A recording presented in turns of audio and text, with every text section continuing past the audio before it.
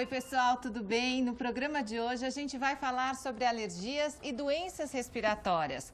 Asma e bronquite, por exemplo. Você sabe diferenciar? E olha que o diagnóstico correto é super importante para definir o tratamento, né, Rô? Com certeza, né? E olha, segundo o Ministério da Saúde, a asma afeta 1 em cada 5 crianças brasileiras. Ela é a doença crônica das vias respiratórias mais comum na infância. E as crises podem causar consequências graves, viu, Mari? E veja os destaques do que a nossa equipe preparou para hoje.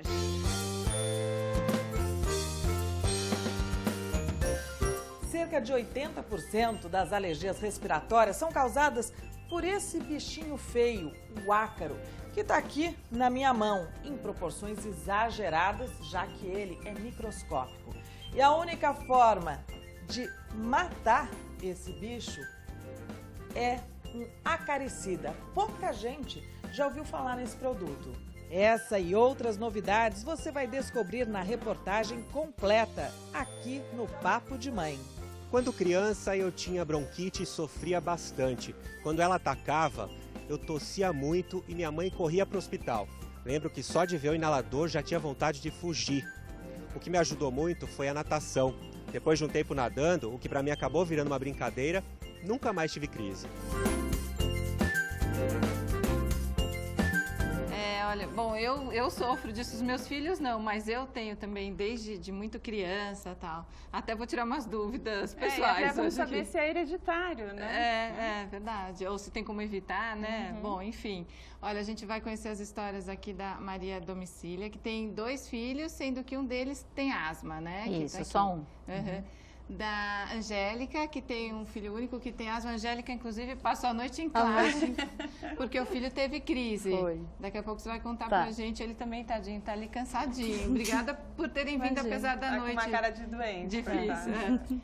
E a Vilma, que tem 3 filhos, sendo que 2 que tem esses problemas respiratórios, né, Vilma?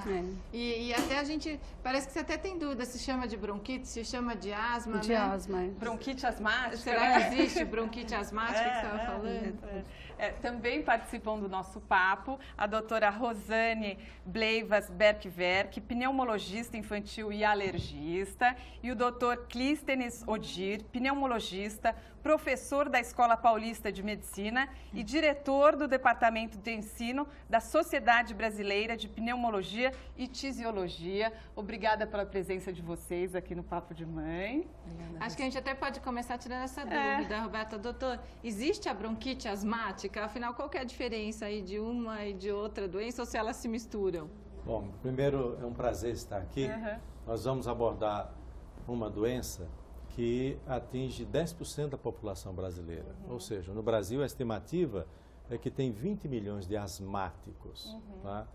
E existe essa dificuldade em definir a doença. Uns chamam de asma, outros chamam de bronquite, outros chamam de bronquite asmática, outros chamam de bronquite alérgica. Tá? É só uma questão de palavras, de palavreado. Na realidade, a doença é asma. Asma é o termo correto. E eu vou explicar isso em rápidas palavras. Bronquite significa inflamação. Então, nós podemos ter uma bronquite em função de uma virose, uma gripe, um resfriado, você tem uma bronquite. Ou a bronquite crônica, por exemplo, do fumante, a bronquite tabágica. A asma é o termo mais adequado, não precisa ter preconceito, às vezes existe isso, né? Não pode falar que tem asma, tem bronquite alérgica. Isso é tolice. A asma é uma doença de natureza alérgica, que tem um componente de hereditariedade. É muito comum numa família ter diversas pessoas com asma. E não é uma doença isolada. A asma geralmente vem junto de um contexto de alergia. Quem tem asma tem rinite, tem dermatite, tem conjuntivite e mesmo, às vezes, tem reações alérgicas ou intolerância a diversos tipos de alimentos. Então, a gente pensa num quadro de alergia, onde a asma é o fator principal, mas outras situações também podem estar presentes. E doutora, os principais sintomas da asma quais são? Porque quando a gente pensa em asma, pensa em falta de ar, mas ela vem com tosse também, a tosse é uma tosse seca ou não? Quais são esses sintomas? Então, o paciente ele vai apresentar uma tosse, em geral é uma tosse seca, mas pode vir a ser uma tosse produtiva. Inclusive o paciente pode apresentar isoladamente só tosse. Ele vai ter esses sintomas todos que eu vou falar, mas ele poderia ter só tosse. Ele vai ter chiado no peito, que é a sibilância, vai ter falta de ar, pode ter falta de ar, que é a dispneia, e pode ter uma sensação de aperto no peito. A asma pode surgir a partir de que idade? Os bebês, por exemplo, podem ter asma? Na realidade, assim, para você poder confirmar um diagnóstico bem preciso, e eu diria até técnico, né?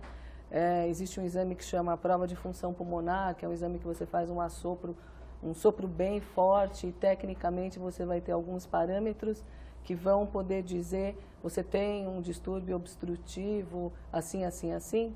Isso você só vai poder fazer com uma criança de 6 a 7 anos de idade, vamos dizer precisamente.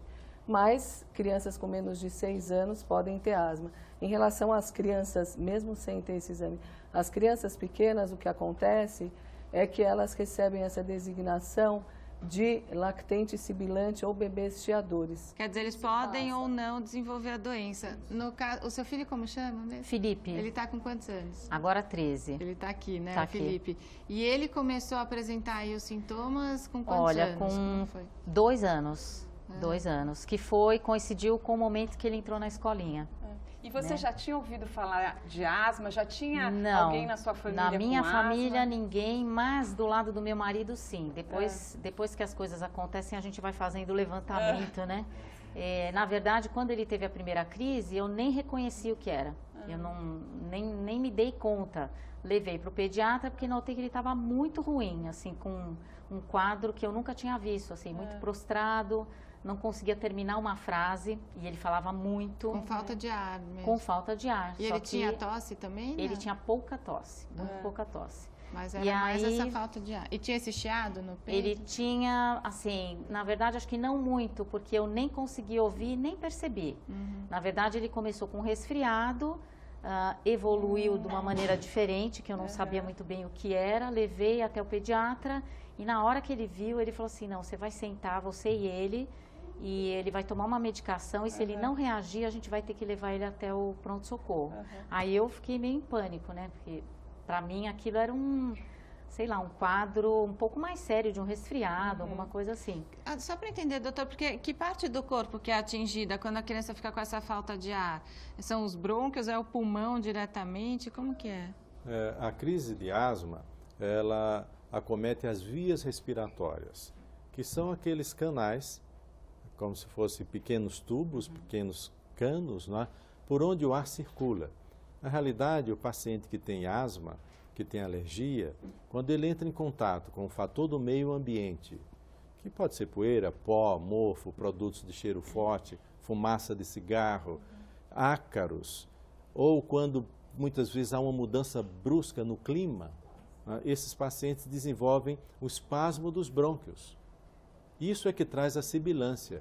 Eu vou ilustrar, o ar ele pode passar por um tubo como na minha boca, não tem som nenhum, mas se eu estreito, né, isso é exatamente o que ocorre. O chiado é o ar passando pelos brônquios e esses brônquios estão obstruídos, estão fechados. E já nessa primeira crise foi fechado o diagnóstico de asma, né? Foi porque aí ele já tomou a medicação e a gente aguardou e o quadro reverteu. E aí ele teve outras crises no decorrer da vida? Várias crises.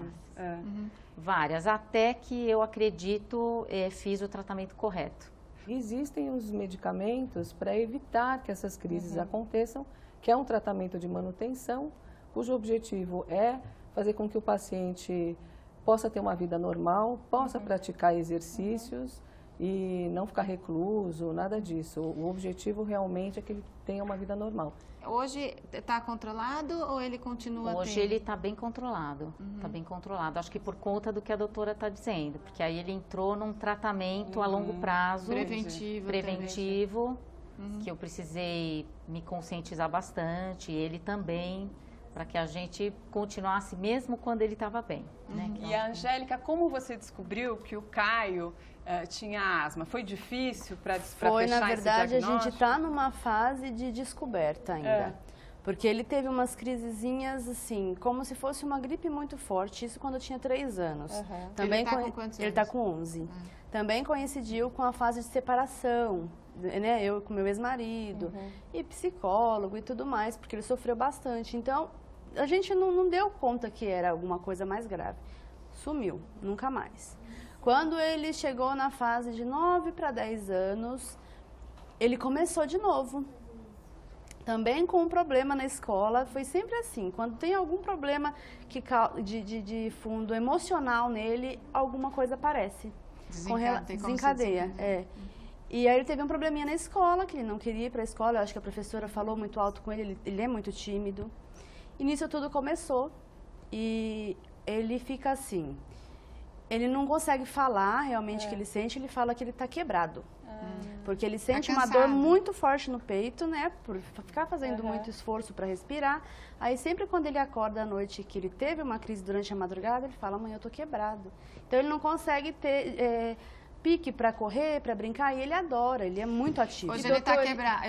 Hoje é um dia que ele está quebrado. Cadê, Caio? Tá cansado? Até falei para ele tá com uma carinha de cansado. Como é que foi essa noite? Então, essa noite ele começou... Já eram umas 10 e pouquinho da noite, a gente começou com a respiração mais forte. E eu, às vezes, do meu quarto, eu escuto ele no quarto dele, com as crises. É bem forte, quando tem é bem forte. É tosse ou é a falta? Começa a tossir bastante, nariz escorrer, ou tampa, ou uma coisa ou outra. Ou escorre ou trava de vez o nariz. E, doutor, o fator emocional pode mesmo desencadear a asma? Isso é um testemunho, né, muito autêntico de que a asma é uma doença multifatorial.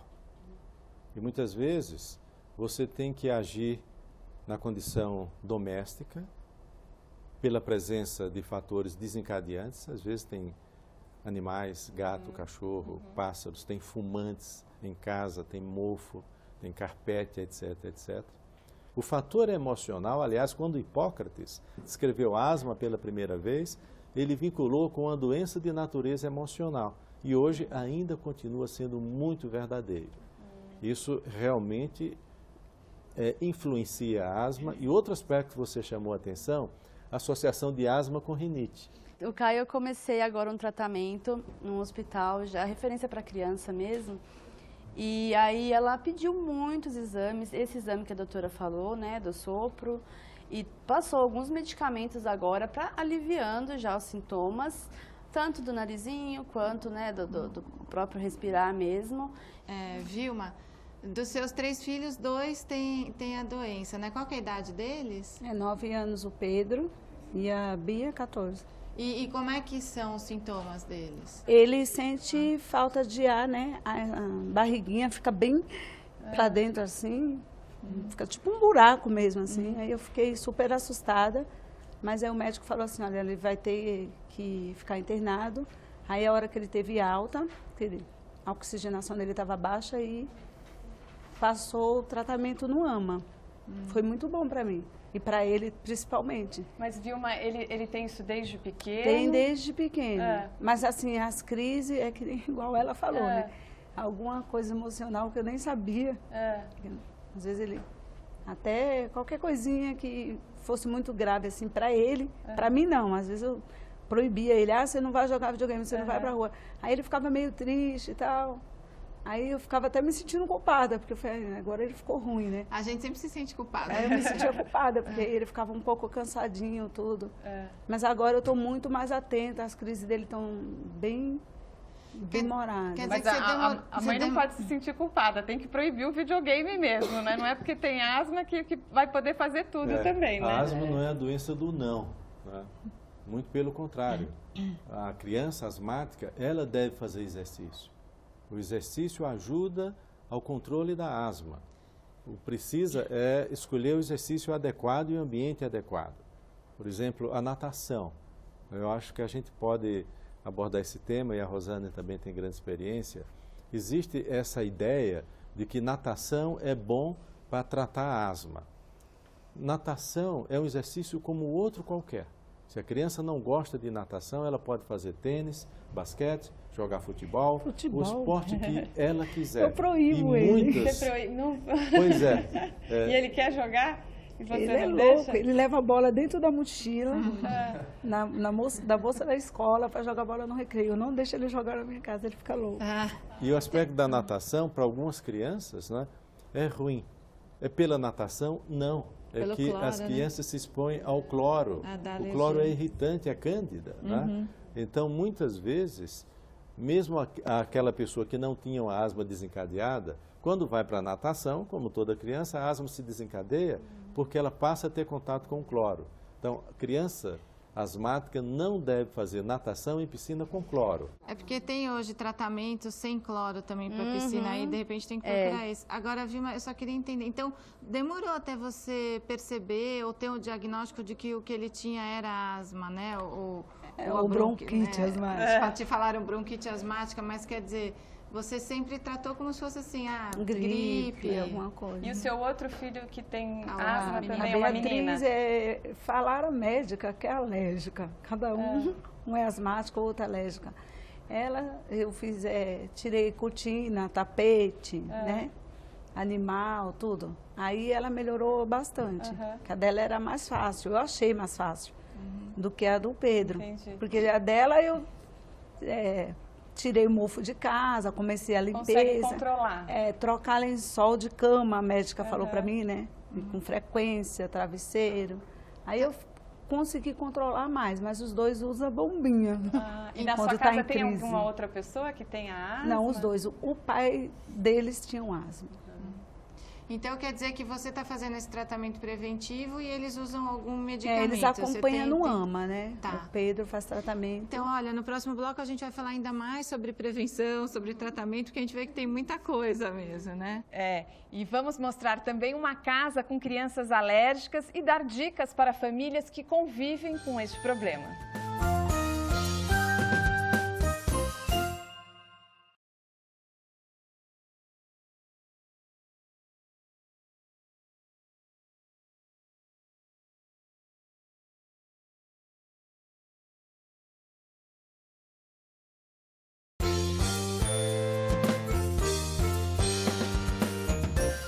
Estamos de volta aqui com o Papo de Mãe. No bloco anterior a gente falou um pouco sobre prevenção, sobre tratamento, né? E o Marcelo Zanini foi até as ruas conversar aí com as pessoas e tem muita gente que dá receitas caseiras para tratar a asma.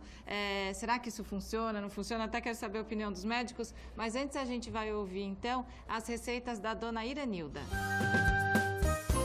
É chá, é banho, é isso que faz. É verdade que o gengibre é bom? É muito bom. Eu mesmo costumo fazer isso em casa.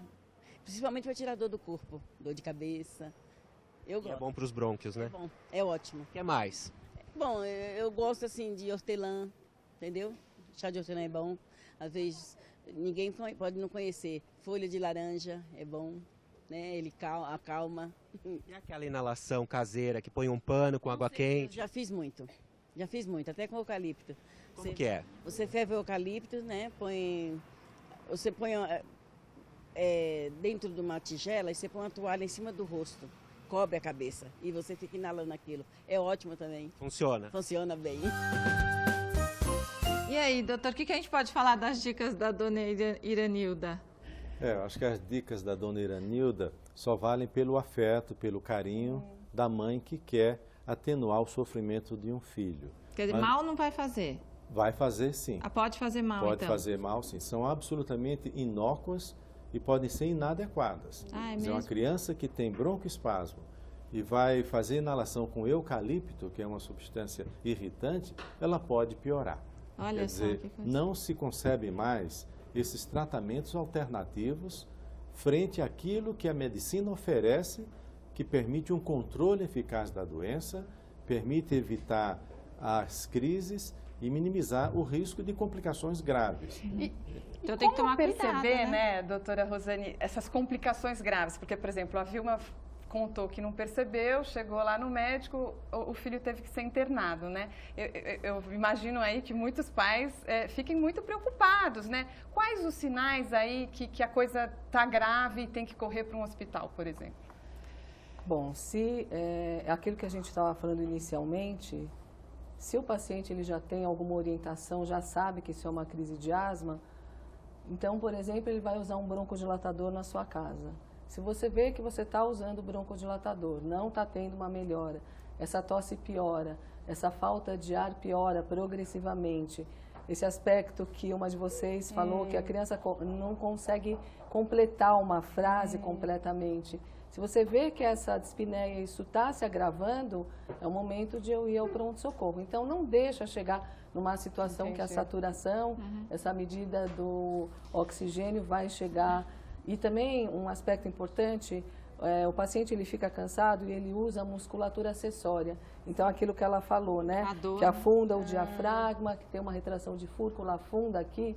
Às vezes tem uma coisa que chama abatimento de asa de nariz, que começa a também ter um movimento aqui. Se você vê algum desses sinais, essa crise já é uma crise mais comprometedora. E o broncodilatador é um remédio ou é a bombinha? O que é o broncodilatador? Então, vamos falar Pode sobre... ser um remédio que coloca no inalador também. Esse termo, né?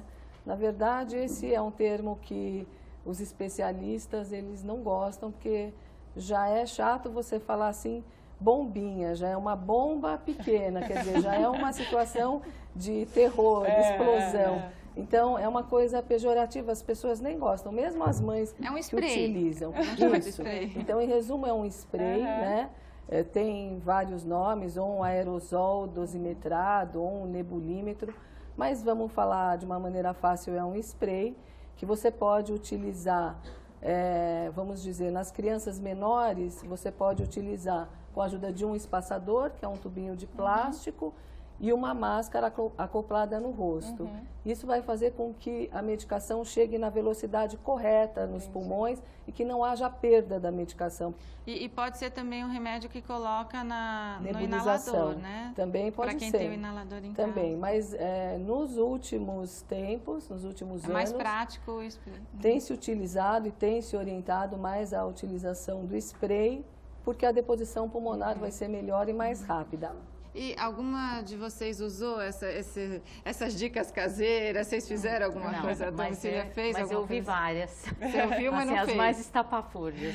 Tipo o quê? Ai, ovos de codorna, várias gemas em vários dias consecutivos. Que as pessoas têm palpite para dar, todo mundo se acha médico. Todo mundo, acho que por conta de ser um problema muito comum, todo mundo tem alguma situação familiar. E aí todo mundo tentou alguma coisa e vê que você está passando pela situação e tem aquela empatia, quer te ajudar, né? E você, chegou a fazer alguma coisa caseira? Não, porque eu estudo farmácia.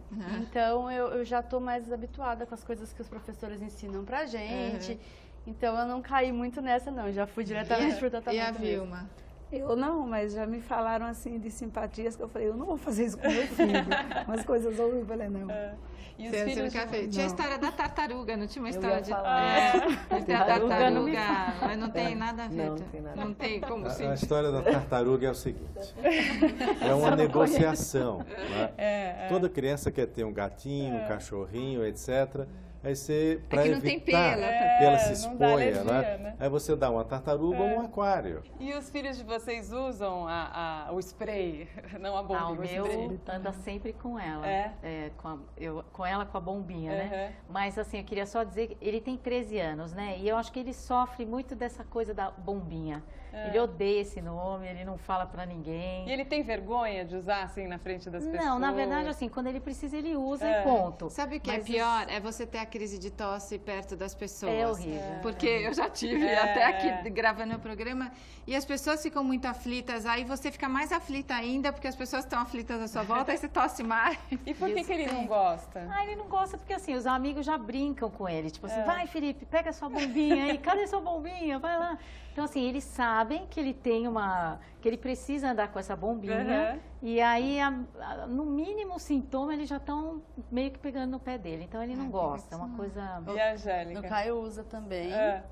Só que ele não tem, assim, pudores. Eu vejo pelo pai dele. Nossa, o pai dele é adulto, ele morria de vergonha de usar a bombinha perto das pessoas. Ele se escondia para fazer isso.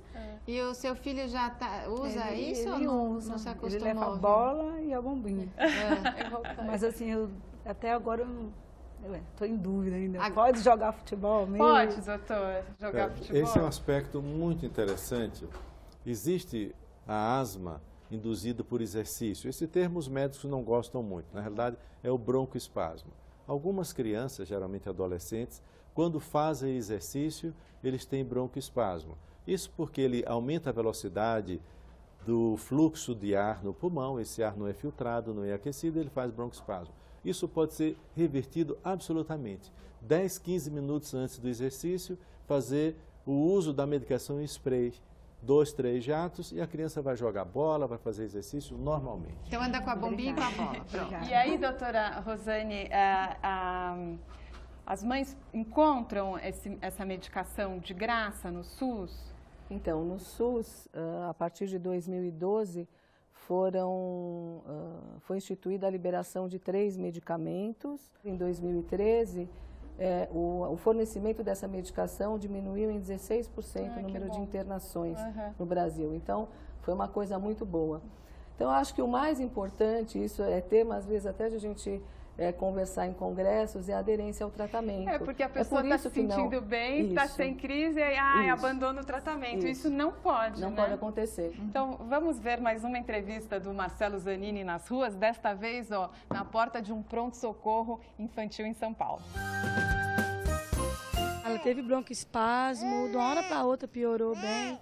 Trouxe ela no médico aqui, estava bem. Quando foi à tarde, ficou internada lá no pronto-socorro de Santana, passou bem mal. E o que ela sente? Ela sente falta de ar, ela perde o fôlego, ela vai mamar, ela fica roxa, a boca dela fica seca. Doutor, aquilo que a mãe disse da bebê, isso é uma crise respiratória, quer dizer, o bebê chega a ficar roxo, uma crise respiratória dessa pode até matar? Pode. Infelizmente, a asma mata também, né? No Brasil, estima-se que ocorre um óbito a cada 4 horas. É alto o número, É muito alto, né? Por isso que tem que prevenir antes de mais nada e Exato. na crise tem que tratar, não dá para ficar esperando passar, Aquilo que a Rosane chamou a atenção, né? É muito difícil também você manter um medicamento quando você não está sentindo nada. Né? O fato de não estar sentindo não significa que a doença não esteja em atividade. Ela está controlada. Se você tira o medicamento, a doença vai voltar. Então, olha, a gente vai conhecer agora a casa do Matheus, que sofre disso tudo. E a família teve que se adaptar aos problemas de saúde dele. A reportagem é da Fernanda de Luca. Matheus ganhou uma herança genética de ites, sinusite, rinite, bronquite e a tão temida asma. Assim que o garoto completou o 1º ano de vida, tiveram início o chiado no peito, a tosse seca e a desesperadora falta de ar. Depois de tantas internações e consultas médicas, a mãe ficou especialista no assunto e decidiu trocar as cortinas por modelos que não acumulam pó, colocou o piso frio na casa toda, que só é limpo com pano úmido e produto hipoalergênico, o que se repete nos móveis da casa. Há 1 ano e meio, o Matheus não é internado por causa das crises. Passa longe do hospital, o que é muito bom. E você descobriu, Beth, que isso aconteceu porque a prevenção começou dentro da sua casa. Exatamente. Depois de sofrer muito, né, utilizando muitas medicações, os médicos foram orientando que realmente a prevenção maior é dentro de casa, com mudança do ambiente, limpeza, capas protetoras, e aos poucos ele foi diminuindo. E você percebe que os produtos que você usa também fazem essa diferença? Total. Hoje, realmente, o nosso esquema dentro de casa é bem diferente. Então, eu não posso estar usando qualquer produto. Tem que ser produto hipoalergênico, né? Nem nele e nem no ambiente. E tem algum cuidado que você precisa ter também na escola? Sim, a pintura. O cheiro da tinta, ela tem um cheiro que eu não posso com... Você já vê que aquilo não está te fazendo bem? Não está me fazendo bem. E na aula de arte você faz como? Eu faço com... Não faço, eu faço com uma máscara. Ah, então você coloca a máscara, aí pode usar a tinta. É, posso usar. Aí eu não fico cheirando isso. E nem tem crise. Não tenho crise. Então, quer dizer, dá pra fazer tudo igualzinho os outros amiguinhos. Só que um pouquinho diferente. A gente não dá valor para umas coisas mínimas, como é o ar, né? O ar. A água, né? Não acabando. Mas o ar, pra mim, é muito mais importante. Sem o ar, eu não vivo. Ninguém vive, mas só que poder respirar bem. Como é que é agora? Tão bom.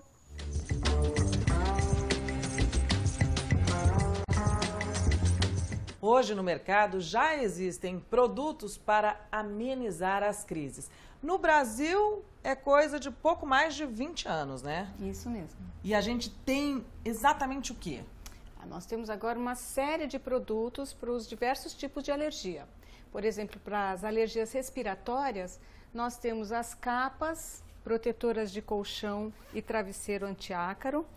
Essas capas, nós temos 3 modelos, né? Uma 100% algodão, uma mista polialgodão e uma que a gente chama de econômica, que é no PVC. Cerca de 80% das alergias respiratórias são causadas por esse bichinho feio, o ácaro, que está aqui na minha mão em proporções exageradas, já que ele é microscópico. E dizem que o único produto capaz de acabar com ele é esse aqui, um acaricida. Pouca gente já ouviu falar, não é mesmo? Basta uma borrifada 2 vezes ao mês nos locais mais confortáveis para ele, que geralmente são quentes, úmidos e escuros, para acabar com toda a colônia. Há ainda umidificadores, purificadores e aparelhos para inalação. As pessoas que sofrem com asma e bronquite costumam usar aquele medicamento em aerosol, as famosas bombinhas. Só que a gente sabe que as crianças têm dificuldade e aí esse espaçador pode ser a solução. É a solução. E ele é muito prático. Você vai introduzir o medicamento aqui, colocar no rosto da criança e fazer o puff, que chama, né? Dar aquele spray. E a criança tranquilamente já vai inspira, direto. O medicamento está aqui no tubo do aparelho e a criança vai inspirando sem desespero. Porque antes fazia aquele negócio, tinha que combinar, né, a inspiração com o puff. Dificílimo para a criança pequena, né? E quando ela cresce, ela pode já não usar mais a máscara e faz direto no bocal. E vocês mudaram alguma coisa em casa, assim, em função das crianças, das crises? Eu acho que assim, não tanto quanto eu vi aqui, né? Mas carpetes, tecidos, cortinas, essas coisas todas. Os famosos bichinhos de pelúcia, né? O bichinho de verdade eu não consegui. O cachorro teve que ficar porque é uma questão familiar. Mas o que, assim, esse excesso de coisas que acumulam pó, a gente acaba tirando mesmo. E produtos de limpeza sem cheiro. Tudo sem cheiro. E você percebe o que mais desencadeia nele, assim, as crises? Sim. O que desencadeia? Na verdade, assim, acho que 80% das crises são mudanças climáticas, então variação de temperatura. Eu queria só fazer uma observação, que é o seguinte, uma vez que você consegue fazer um diagnóstico através de testes alérgicos cutâneos ou através da dosagem sérica da IgE específica, que você vai ver se você tem o anticorpo ao ácaro, ao pelo de animal, se você documentou que existe essa alergia, você tem a indicação de fazer tudo isso. Mas, por exemplo, se o filho dela fizer esse teste e ele não for alérgico ao pelo de animal, ele não precisa. Porque não necessariamente é uma alergia que desencadeia, pode ser só mudança climática. E a Angélica, o que você fez na sua casa? As mesmas coisas, tirar tapete, que eu adoro, no inverno eu não posso. Cortina até que eu não tirei tanto, porque eu só tenho mais na sala mesmo, no quartinho dele a gente não tem. Só que uma coisa que realmente força muito para ele é a mudança climática. Aí o que eu faço? Embaixo da cama dele eu mantenho uma bacia com água, troco aquela baciazinha de água que eles falam que é bom para umedecer, né, o ambiente. Ele não gosta de cheiro. Se eu passo meu desodorante aerosol perto dele ou no banheiro, ele entra, ai, mas eu não acredito que você usou isso daqui. Na hora incomoda muito ele. Cheiro de produto de limpeza, não posso também, é mais com água. E limpar a casa todos os dias. E a Vilma mudou alguma coisa? Tudo a mesma coisa delas. Agora, o pior é que a avó, a tia, a família inteira fuma. Aí ele vai para casa da avó, gosta, né? Aí eu falo, eu não vou deixar você na avó, que você vai vir ruim. E por coincidência, toda vez que vai na avó, volta doente. Quer dizer, não é nem coincidência, né? Porque a fumaça faz mal mesmo, né? A criança acaba fumando passivamente, né? Eu também tenho o mesmo caso. Minha mãe fuma e ele adora ficar em cima dela. Parece que ela acende um cigarro, ele fica com saudade. E vai do lado dela. Ainda para criança que tem asma, né? Eu parei de fumar por conta disso. Olha que coisa, os avós, né? Esse é um aspecto extremamente interessante e nós vemos que são situações controláveis. A do clima não tem como controlar, não é? O ar de São Paulo ele é frio, seco e poluído. E quando você tem inversão térmica, isso é um agravante, mas não temos como interferir, por enquanto, nessa situação. Agora, a questão do tabagismo, e tem também o aspecto do tabagismo de terceira mão.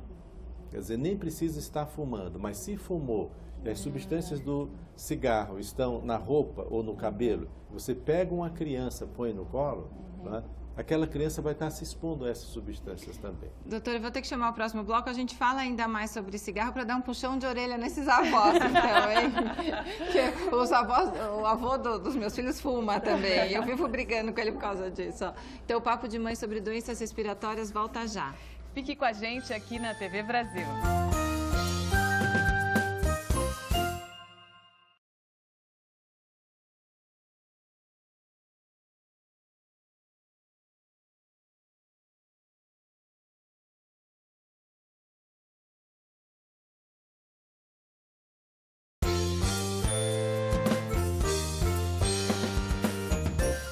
Nós estamos de volta, as crianças vieram para frente agora para conversar com a gente, né? Mas antes, doutora Rosane, as vacinas, para quem tem alergia comprovada, as vacinas funcionam para as crianças que têm doenças respiratórias? Então, esse tratamento a gente chama de imunoterapia, que são tratamentos longos também, para o paciente poder se beneficiar. É um tratamento que pode ter a duração de 3 a 5 anos. Mas é uma vacina para alergia, é isso? É uma vacina, vamos dizer assim, se ficou evidenciado que aquele paciente ele tem uma alergia a ácaros, então você vai formular uma vacina para evitar que o paciente tenha crises desencadeadas por ácaros. Logicamente que você vai me dizer, bom, mas você tem mudanças climáticas, outros fatores, poluição, cigarro e tal. É verdade, mas isso pode ajudar a atenuar. Então, muitas vezes o paciente isoladamente pode fazer um tratamento com imunoterapia e também associado a essas outras medicações, aos corticosteroides também. Mas as vacinas tradicionais, por exemplo, da gripe ou da pneumonia, e essas são até mais indicadas para quem tem esse quadro? Exatamente, esse é um aspecto importante.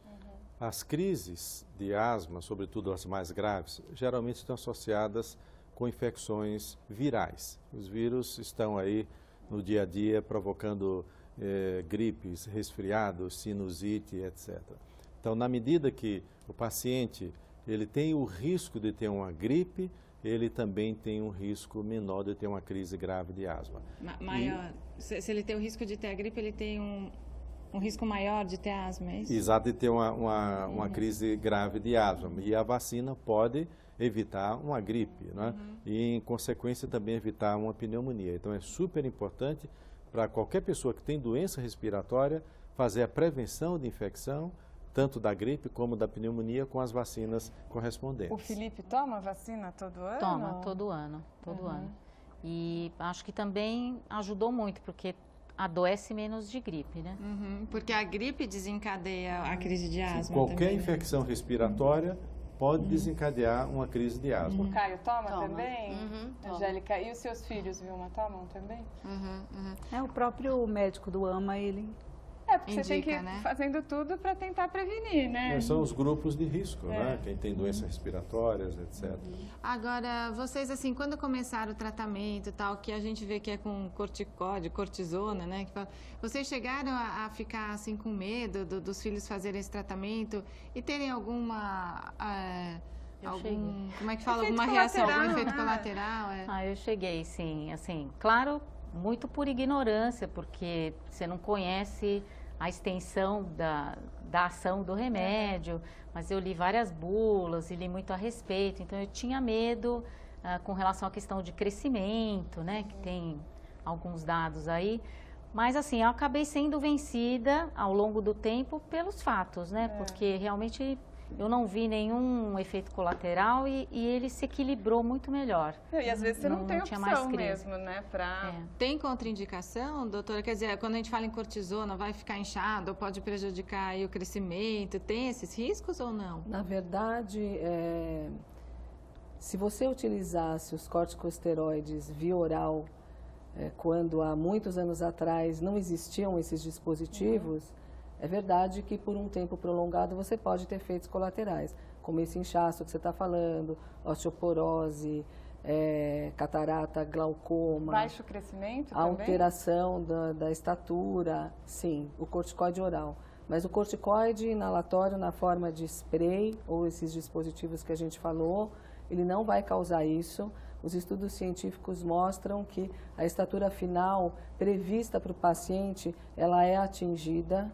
E aquilo que dizem que vicia, as mães ficam preocupadas, que vicia. Isso, na realidade, foram criados mitos em torno da doença, né? E um deles é que bombinha vicia, que ataca o coração. Isso não tem nenhuma consistência. A gente tem que ver que o spray, ele salva uma vida. A criança que está numa crise de asma e tem acesso a um spray, ela reverte esse broncoespasmo e, consequentemente, evita a evolução para a insuficiência respiratória. E, Angélica, você compra bombinha, ela é muito cara, você tem que comprar várias bombinhas por mês ou você consegue no SUS? Então, hoje em dia se consegue no SUS, né, como o doutor falou. Tem algumas que eu não sabia que eu comprava, só que eu consigo um desconto através do próprio fabricante, né? Isso a própria médica me passou, mas elas são caras, é um custo alto por mês, sim, porque não é só, né? Tem a bombinha do corticosteroide, tem a outra, tem a do nariz, então são vários, juntando por mês dá sim um valor alto. E você chegou a ter algum receio em relação ao tratamento? Não, porque eu já trabalho em pronto-socorro, em farmácia, e eu já estudo, né? Então, eu já... E a Vilma, você chegou a ter algum receio quando o médico passou o tratamento para os seus filhos, assim? De achar que o remédio... Só minha filha que tem 14 anos que ficou, ai mãe, se engorda? Eu falei, não sei. A preocupação dela é se engordar. Mas não engordou, né? Não. E ela está usando? Ela está usando. Eu consigo no SUS, que ela faz tratamento no AMA, o Pedro também, e eu não pago nada por isso. É igual o doutor estava falando, né? Eles perceberam que sai mais barato fornecendo a medicação para gente do que uma internação. É verdade. E ele não foi mais internado depois desse tratamento. Olha que bom, hein? E ele faz direitinho também? Faz. Porque ele percebe que fica melhor, né? Agora que a gente vai falar do cigarro, que a Vilma até reclamou que o filho vai para casa da avó e volta com crise e tal. O cigarro faz mal até para as crianças que não têm asma também, né, doutora? Eu vejo os meus filhos que não têm, ficam lá às vezes com o avô que fuma. Aí você vai falar com o avô para não fumar, o avô acha ruim. Como é que lida com essa situação? O cigarro faz mal para a criança até na vida uterina. Tá? Tem diversos estudos mostrando que crianças que se expuseram, quando elas estavam no ventre materno, a fumaça de cigarro tem um risco maior de ter asma e, na idade adulta, de ter enfisema e bronquite tabágica. Mesmo que a mãe não tenha fumado. Mesmo que a mãe não tenha fumado. Quer dizer, essa questão do fumante passivo é igual ao fumante ativo. Então, essa é uma situação que realmente precisa ser disciplinada. A criança que tem alergia, alguém comentou, né, até um perfume francês da melhor qualidade pode desencadear sintomas de asma. Agora, você imagina o cigarro, que tem mais de 400 substâncias. Não, e olha o que eu encontrei aqui, né? Importante reforçar aí que a fumaça de cigarro prejudica todo o aparelho respiratório de quem a aspira, né? E olha a frase da Organização Mundial da Saúde: pais fumantes, filhos tossidores. Então, o que você gostaria de falar para o vovô? Porque o seu pai fumava, mas papai parou de fumar, Bibel? Parou. Por quê? Porque quem que ficou pedindo para ele parar? Eu, o André e a Laura. Você e seus irmãos. Que bom que ele parou, então. E o seu vovô, então? O que você quer falar para o vovô? Sei lá. Para ele parar de fumar? Sim. Sim? Vamos conversar aqui com os meninos, então. O Felipe. Felipe, você está com quantos anos? Segura, Felipe. Eu tô com 13. 13 anos. Felipe, o que você sente quando vem a crise de asma? Eu sinto um aperto aqui e daí eu canso muito porque como vem pouco ar, você tem que fazer muita força para ele chegar. Então você já consegue identificar, assim? Já, e quando é que você piora? Quando acontece o quê, assim, é quando eu pratico, assim, esporte muito pesado, às vezes quando está muito frio, quando muda de temperatura muito rápido, eu fico com asma. E qual esporte você gosta de praticar, Felipe? Os que eu fico com asma ou não? O que você gosta de fazer, assim, no esporte? Eu gosto de andar de skate, de jogar tênis. Às vezes eu jogo futebol, mas eu não sou muito bom. Mas você deixa de fazer alguma coisa por causa da asma ou não? Nada. Enquanto isso, a gente vai conversando com o Caio. Passa para o Caio, por favor. Não quer falar? O Caio é muito tímido. Não tem problema. Ele não quer falar, não tem problema. Não quer, Caio? Não quer nem falar qual esporte que você gosta, Caio? Eu queria só falar uma coisa. Tem uma coisa bem bobinha, assim, mas que às vezes ajuda a gente, porque como ele tem há muitos anos, a gente tem aquela coisa dele pontuar como é que ele está se sentindo, porque às vezes ele não consegue me explicar. Então, a gente tem a coisa do 1, 2, 3, né? Então, como é que você está agora? De 1 a 3, né? E aí, me ajuda, porque quando ele tolera muito a falta de ar. Entendi. Então, se por acaso ele falar que está no 3, a gente tem que ir até o pronto-socorro, né? Entendi. Então, faz tempo que a gente não vai, né? Que bom, né? Então, a gente vai pegar a bolsa da sua mãe ali para ver, para mostrar como que é a bombinha. Traz para mim, Caterine, por favor. Ela trouxe a da Angélica também, a Angélica já mostra. As duas bolsas, também. aí vocês mostram, ó. Porque as mães têm que carregar as bombinhas, né? Não pode sair sem. Pronto-socorro ao alcance da mão. Essa é a dele. Eu tô com as duas aqui, que é essa é a do comprimido, né? Que a gente tá usando, do corticosteroide. Tá até aqui, eu deixei uma aqui dentro pra mostrar. Porque é um negócio É um comprimidinho que vai aqui dentro, põe na uma boca. cápsula, na verdade. E aí ele aperta e fura. Tem duas garrinhas que fura e ele inala. Ele inala o comprimido. E o outro é a E bombinha. esse daqui é o famoso salbutamol. E o seu? Mostra pra gente, Felipe. Você coloca... E aí aperta. Eu já usei esse. Não precisa usar agora, não. Sem necessidade não precisa, né, doutor? E olha, mais um alerta aqui que eu pesquisei, viu? De acordo com dados do Ministério da Saúde, 4 a 7% das gestantes brasileiras sofrem de asma. 11 a 18% dessas gestantes são atendidas na emergência do serviço de saúde pelo menos uma vez na gestação e 62% das gestantes com crises de asma necessitam de internação. Quer dizer, a gestante que tem asma, ela pode continuar tomando essas medicações, doutor? Porque acho que a barriga grande também deve desencadear mais crise, né? Exato, esse é um tema bastante interessante. A asma na gestação pode evoluir de 3 maneiras. Ela pode continuar como estava antes, ela pode melhorar e parece que a gestação curou a asma e ela pode piorar. Entendi. De uma maneira geral, as mães, quando estão no período da gestação, elas ficam preocupadas se aquele medicamento pode prejudicar o bebê. A orientação é o seguinte: o medicamento não prejudica o bebê. A gestante deve tratar a asma segundo a orientação do médico e ficar absolutamente tranquila. O que pode agravar e muito a criança, inclusive prematuridade, criança de baixo peso, infelizmente natimorto, é a asma não tratada. Porque piora, a mãe não trata, aí ela acaba internada, pior, né? Exatamente. Eu tive crise na gestação dele. André? No parto, eu com tosse ali. Meu Deus. Exatamente. Então, as mães gestantes não se preocupem com o bebê, no sentido de que o remédio pode prejudicá-lo. Não prejudica. Siga a orientação do seu médico, você vai ter uma gestação tranquila e o bebê vai nascer muito bem. E chegou ao fim o nosso programa. Eu quero agradecer a participação de vocês e a gente quer agradecer também a participação dos telespectadores, né? Porque muitos telespectadores escrevem pra gente do Brasil todo, porque o Papo de Mãe vai pro Brasil todo, né? E eles escrevem com tanto carinho e a gente gosta aí de retribuir mandando beijos.